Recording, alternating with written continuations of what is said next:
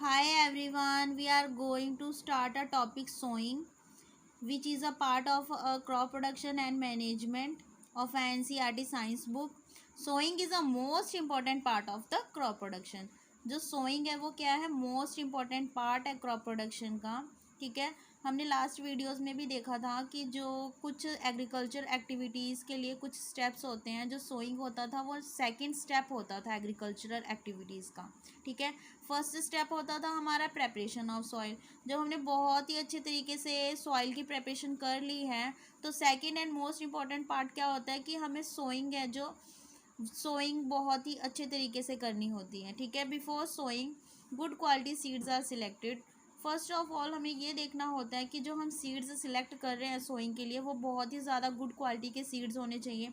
जितनी भी ज़्यादा गुड क्वालिटी के हम सीड्स यूज़ करेंगे, हमें लास्ट में उतनी ही ज़्यादा अच्छी रिच अमाउंट में यील्ड मिलेगी. ठीक है. Good quality of seeds are clean healthy seeds of a good variety. तो जो गुड क्वालिटी के सीड्स होते हैं उनकी क्वालिटीज़ क्या होती हैं कि वो क्लीन होते हैं और काफ़ी ज़्यादा healthy seeds of a good variety. ठीक है. उनकी वैरायटी बहुत अच्छी होनी चाहिए.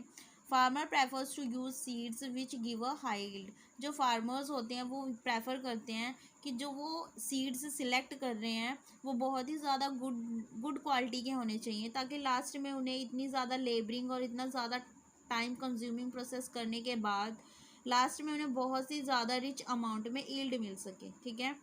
तो सबसे पहला प्रोसेस क्या होता है, सिलेक्शन ऑफ सीड्स. तो अब हम कैसे करेंगे, how we selected the good quality of seeds. One day I saw my mother put some gram seeds in a vessel and pour some water on them. एक दिन क्या होता है, ये बूझो एंड पहेली हैं. ठीक है. जो एक दिन देखते हैं कि जो उनकी मदर होती हैं वो क्या करती हैं, कुछ ग्राम के सीड्स लेके वेसल में लेते हैं, फिर उसमें पानी डालते हैं, फिर after a few minutes some seeds started to float on the top. कुछ टाइम बाद वो देखते हैं आफ्टर अ फ्यू मिनट्स कि जो सीड्स होते हैं वो फ्लोट ऑन करना स्टार्ट कर देते हैं वाटर पे. ठीक है. I wonder why some seeds float on the water. कहती कि हम ये देख के बहुत ही ज़्यादा सरप्राइज हो गए कि जो सीड्स हैं वो क्यों फ्लोट कर रहे हैं वाटर पे. ठीक है. तो ये देखो एक एक्टिविटी भी है, आप करना चाहो परफॉर्म तो आप कर भी सकते हो घर पे. ठीक है. Take a beaker and fill half of it with water. हमने क्या करना है, फर्स्ट ऑफ ऑल आपने एक बीकर लेना है, फिर उसमें हाफ उसको फिल कर देना है with water and put a handful of wheat seeds and stir well. तो आपने वहाँ उसमें वीट के सीड्स डालने हैं. ठीक है. उसके बाद उसको स्टीर करना है तो स्टीरिंग कर लो. अगर आप उसको शेक करना चाहते हो तो शेक करने के बाद कुछ फ्यू मिनट्स के लिए उसे एक जगह पे रेस्ट के लिए रख दो. ठीक है. And wait for some times. आप वेट करोगे, कुछ टाइम के बाद देखोगे कि कुछ जो गुड क्वालिटी के सीड्स होंगे वो तो सिंक कर जाएंगे. ठीक है. सिंक कर जाएंगे. जो कि बैड क्वालिटी के सीड्स होंगे वो फ्लोट करना स्टार्ट कर देंगे. ठीक है. On the top of the water. Are there seeds which float on the water. कौन से सीड्स हैं जो वाटर पे फ्लोट करना स्टार्ट कर देंगे, तो वो कौन से होंगे, बैड क्वालिटी के सीड्स जो अंदर से बिल्कुल ही डैमेज एंड होलो होंगे. ठीक है. Would those be a lighter और heavier than those which sink. तो ऑब्वियस है, हम जानते हैं जो चीज़ें लाइट होती हैं, लाइट इन वेट होती हैं, वो तो क्या करती हैं, फ्लोट करना स्टार्ट कर देती हैं वाटर पे.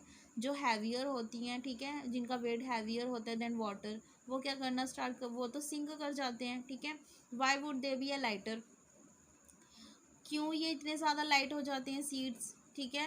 तो जो सीड्स होते हैं, बैड क्वालिटी के जो सीड्स होते हैं वो अंदर से बिल्कुल ही डैमेज हो चुके होते हैं एंड बिकम होलो. अंदर से बिल्कुल ही खाली हो चुके होते हैं एंड इस वजह से उनका जो वेट होता है वो बहुत ज़्यादा लाइट हो जाता है. तो लाइट वेट वाली चीज़ें जो होती हैं वो क्या करना स्टार्ट कर देती हैं, float on the water.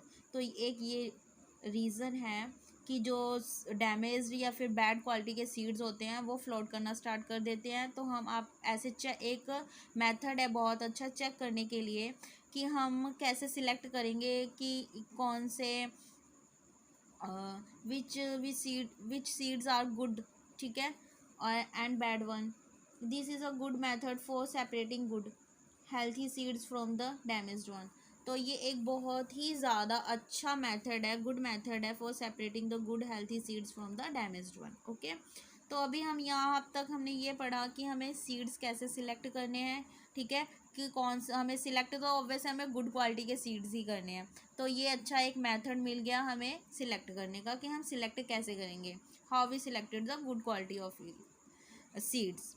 Then फिर हम अब ये देखेंगे कि हम जो सोइंग प्रोसेस करने वाले हैं उसके लिए हम कौन कौन से टूल्स यूज़ कर रहे हैं एंड उन्हें यूज़ कैसे करना है, ठीक है। Before sowing one of the important task is to know about the tools use for sowing seeds.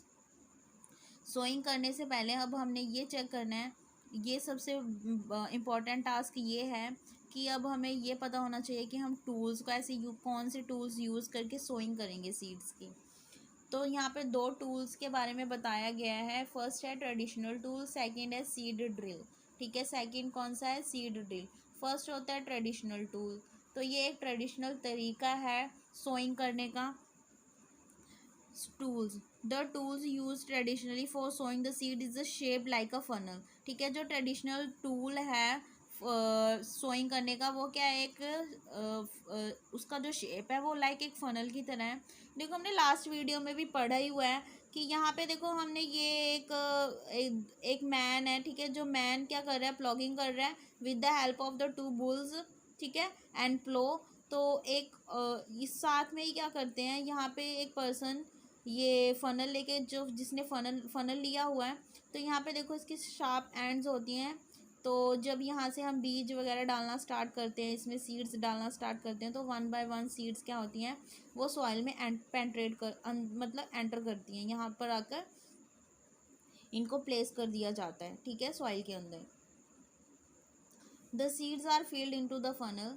फिर हम क्या करते हैं, सीड्स को फिल करेंगे इनटू द फनल। ऑब्वियसली हम इस फनल में सीड्स को डालना स्टार्ट कर देंगे, ठीक है। पास डाउन थ्रू अ 2 और 3 pipes having a sharp and. यहाँ पे दो ऐसे देखो, जैसे ये फनल है, ठीक है, ये फनल हुआ हमारा।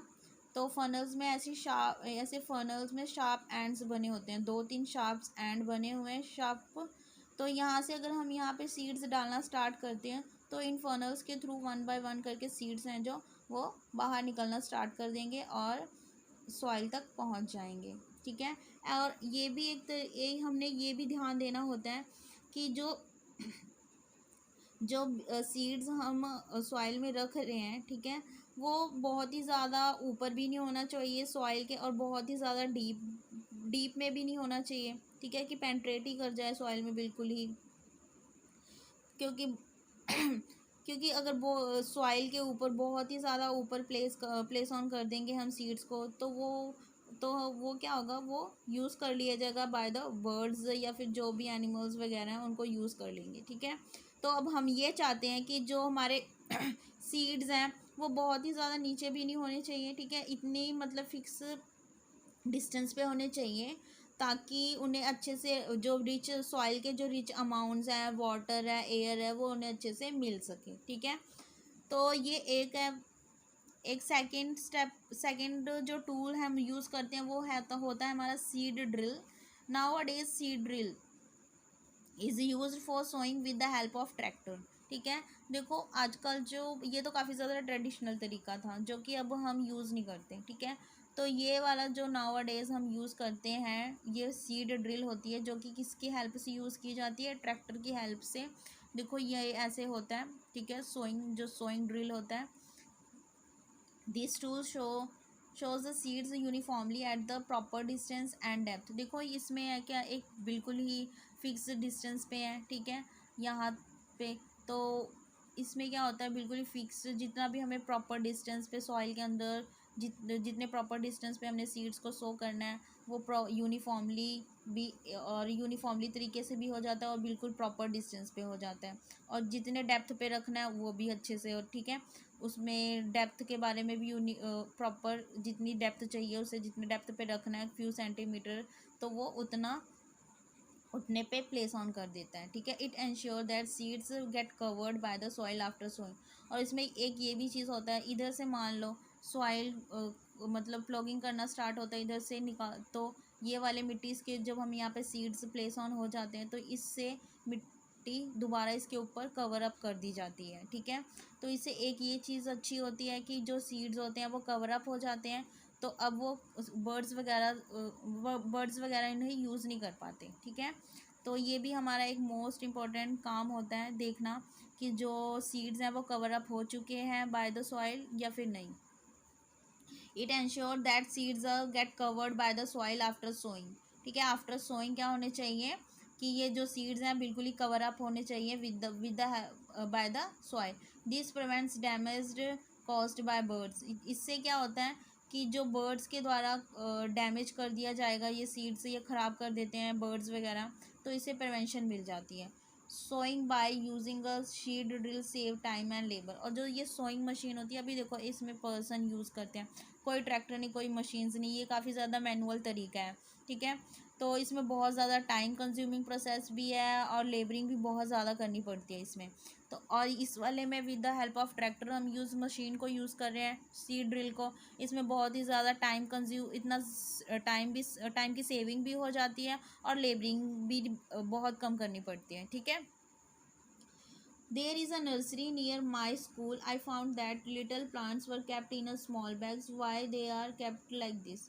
ठीक है, इन क्या देखिए, जो बूझो एंड पहेली हैं, उनके स्कूल के पास ही एक नर्सरी है। उन्होंने देखा कि जो छोटे प्लांट होते हैं उन्हें एक बैग में रखा जाता है। आप लोगों ने भी देखा होगा नर्सरी में क्या होता है, जो छोटे छोटे बिल्कुल ही स्मॉल स्मॉल प्लांट्स होते हैं, ठीक है, जो नर्सरी में हम वहाँ से परचेज़ करके लेके आते हैं नर्सरी वगैरह से, ठीक है। Seeds of a few plants such a paddy was first grown in nursery. कई बार क्या होता है, जो पैडी के प्लांट्स वगैरह होते हैं ना, इन्हें पहले नर्सरी में ग्रोन अप किया जाता है। जब वो थोड़े से बड़े, मतलब जब वो उनके जो सीड्स हैं वो नर्सरी में ही, मतलब वहीं पे ग्रोन अप कर दिए जाते हैं उन्हें, ठीक है। सोइंग वगैरह वहीं कर दी जाती है। उसके बाद जब वो बिल्कुल छोटे छोटे, मतलब अभी बहुत ही छोटे they grow into the plantlets. मतलब प्लांट क्या, बहुत ही छोटा प्लांट होता है, मतलब अभी बस वो निकलना, उसके छोटे सा प्लांट ही हमें दिखना ही स्टार्ट होता है, प्लांटलेट्स जिन्हें कहते हैं, बहुत छोटा सा प्लांट। फिर हमें उन्हें ट्रांसफ़र कर देते हैं दूसरे, ठीक है, बाय द मैनुअली, खुद से ही उनको एक जगह से दूसरी जगह ट्रांसफ़र कर देते हैं, ठीक है, ट्रांसप्लांट कर देते हैं। इसी तरह कई फॉरेस्ट के प्लांट्स भी होते हैं और फ्लावरिंग प्लांट्स भी होते हैं। देखा होगा आपने नर्सरी में कि मतलब काफ़ी ज़्यादा वैरायटी के प्लांट्स वगैरह वहाँ पे बहुत सारे होते हैं, ठीक है, जो हम यूज़ करते हैं, अपने घरों में ख़रीद के लेके आते हैं, उन्हें लगाते हैं, ठीक है, शो ऑफ डेकोरेट करने के लिए, ठीक है। इसी तरह पैडी के प्लांट्स भी होते हैं जो हम यूज़ कर सकते हैं, ठीक है, नर्सरी वगैरह में हमें मिल जाते हैं। An appropriate distance between the seeds is important to avoid the overcrowding of the plants। एक मेन इम्पॉर्टेंट ये भी देखना होता है हमें कि जो हमने प्लांट्स जो सीड्स की सोइंग की है वो बिल्कुल प्रॉपर डिस्टेंस पे की हुई है या नहीं। जैसे कि मान लो अगर हमने एक एक बीज है, ठीक है, मान लो हम वीट का प्लांट ग्रोन अप करना चाहते हैं, ठीक है। तो अब हम क्या करेंगे, मान लो हमने एक यहाँ पे लगा दिया उसका बीज, दूसरा बीज यहाँ पे लगा दिया, तीसरा यहाँ पे लगा दिया, तो देखो इनके बीच में डिस्टेंस बहुत कम है, ठीक है। अगर डिस्टेंस बहुत कम होगा, क्योंकि जब ये अभी तो ये बीज है, ठीक है, अभी तो फिर ये टाइम के साथ क्या होगा, बड़ा होना स्टार्ट और ग्रोन अप करना स्टार्ट करेगा। जब ये बहुत बड़ा होता जाएगा इसकी रूट्स भी आएंगी, ठीक है, जिनको रूट्स को भी स्प्रेड होने के लिए स्पेस चाहिए, ठीक है। और जो इनके ऊपर वाला पोर्शन होगा, जो सॉइल के ऊपर वाला सूट वाला पोर्शन होगा, सूट, उसको भी स्पेस चाहिए, ऑब्वियस स्पेस चाहिए इसे फैलने के लिए, स्प्रेड होने के लिए, ठीक है। तो हमें जो ये सीड्स हैं वो थोड़े प्रॉपर डिस्टेंस पे लगाने चाहिए, ठीक है, थोड़े से दूर दूर पे, ठीक है, डिस्टेंस पे, इनमें कुछ डिस्टेंस होना चाहिए ताकि ये अच्छे से फैल सके और अच्छे से इनको स्पेस मिल सके और ओवर क्राउडिंग ना हो पाए, ठीक है।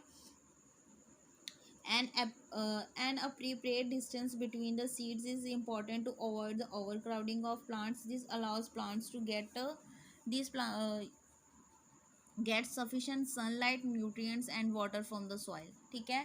हम ये चाहते हैं कि जो हमारे प्लांट्स हैं, ठीक है, उनमें ओवर क्राउडिंग ना हो, उन्हें जितने जो भी प्लांट्स हैं उन्हें बहुत ही अच्छे तरीके से सनलाइट भी प्रोवाइड मिल जाए, सफिशेंट उन्हें सनलाइट, न्यूट्रिएंट्स एंड वाटर मिल सके फ्रॉम द सॉइल। इसलिए हम वहाँ चाहते नहीं है कि ओवर क्राउडिंग भी हो। Sometimes a few plants have to be remove to prevent the overcrowding. Sometimes हम क्या करते हैं, जो कुछ प्लांट्स होते हैं हम उन्हें रिमूव कर देते हैं, ताकि जैसे कई बार हम क्या करते हैं कि कुछ प्लांट्स हैं, अगर हमने कम डिस्टेंस पे लगा दिया, ठीक है, तो टाइम टू टाइम कुछ टाइम के बाद हम देखते हैं कि वो जो प्लांट है वो ग्रो अप हो गया है और उसे स्पेस नहीं मिल रही, ठीक है, काफ़ी ज़्यादा क्राउडेड हो रहा है, ठीक है, वहाँ का प्लेस। तो हम क्या करते हैं, वहाँ से उन प्लांट्स को हटा देते हैं, रिमूव कर देते हैं, ठीक है, ताकि जो दूसरे प्लांट्स हैं उन्हें अच्छे से स्पेस मिल सके और वो अच्छे से ग्रो अप कर सके। ओके।